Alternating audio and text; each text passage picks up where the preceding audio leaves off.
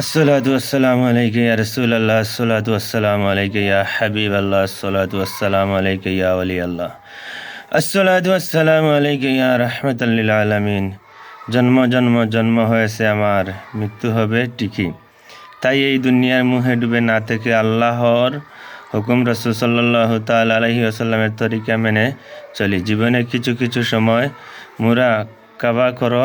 তুমি ফুলসিরাতের উপর খাড়া দাঁড়িয়ে আছো, কে তোমার পাশে আছে? কঠিন ভয়াবহ সেই নিদানকালে ফুলসিরাতের উপরে কেউ যদি আটকা পড়ে যায়, আল্লাহ এবং রাসূল সাল্লাল্লাহু তাআলা আলাইহি ওয়াসাল্লাম ছাড়া উদ্ধার করার মতো পৃথিবীতে কেউ কাউকে পাবে না।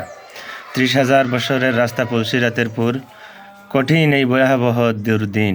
সেই দিন নিজের আমল ইমান আকিদা ছাড়া আর আল্লাহ রসুল ছাড়া কেউ তোমাকে উদ্ধার করতে পারবে না। তুমি কি কতটুকু দিনের মধ্যে আল্লাহর হুকুম মেনে চলেছ? 24 ঘন্টা দিবারাত্রির মধ্যে 8 ঘন্টা ঘুমে চলে গেল, 8 ঘন্টা ব্যস্ততায় চলে গেল, 8 ঘন্টায় ইবাদত বন্দী করার সুযোগই নেই। 5 ওয়াক্ত নামাজটুকু অন্তত পক্ষে পড়ে আল্লাহ তাআলার হুকুম মেনে রাসূল সাল্লাল্লাহু তাআলা আলাইহি ওয়াসাল্লামের তরিকা মেনে চলার তৌফিক আল্লাহ আমাদেরকে দান করুক।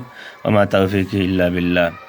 বন্দি নয় মাগো আমি, বন্দি কোনো কাছায়, ছুটে যাব আমার মকসুদ মঞ্জিলে, আটকায়ও না আমায় মাগো, তুমি রুখে দিও না, তোমার কাছে মিনতি সদায় অনুচারে মাগো, দিও বিদায় তুমি।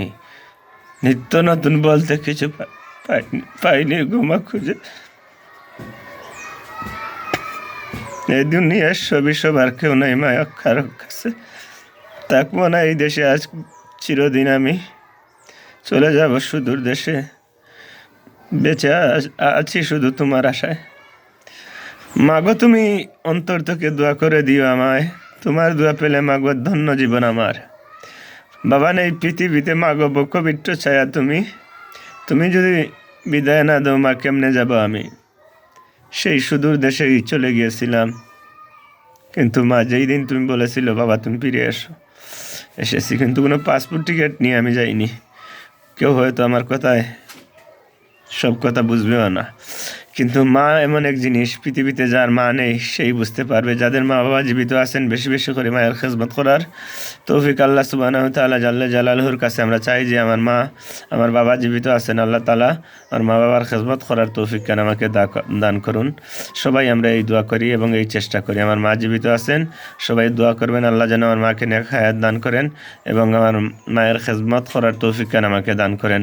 এই প্রত্যাশা আপনাদের কাছে। আল্লাহ সুবহানাহু তাআলার যদি খাস রহমত না থাকে তাহলে কোনো গুনাহ থেকেও বাঁচতে পারতাম না। আল্লাহ সুবহানাহু তাআলা জাল্লা জালালুহু ওয়াজহুর যদি খাস রহমতের চাদরে বেন্টন না থাকি তাহলে কোনো আমল করাও আমাদের পক্ষে সম্ভব হবে না। সূরাটার শানে নজুল, সূরাটার নাম আমি ভুলে গেছি। কোনো একটা আয়াতের মধ্যে আল্লাহ সুবহানাহু তাআলা বলেছেন, মানুষ যখন কোনো অপকর্মে লিপ্ত হয় তখন তার সাথে শয়তান জড়িত হয়ে যায়। অপকর্ম লিপ্ত হওয়ার পরে তখন আর সেই অপকর্ম বুঝতে পারে না, শয়তানের প্ররোচনায় পড়ে। আর যখন মানুষ ইবাদত বندگিতে মশগুল হয়ে যায় তখন ফেরেশতারা তাদেরকে নিয়ে আলোচনা করা শুরু করে দেন, তখন আর সে অন্যায় কাজ থেকে ফিরে থাকতে পারে, অন্যায় কাজে তার মন থেকেই অন্যায় কাজ করার চাহিদা মিটে যায়।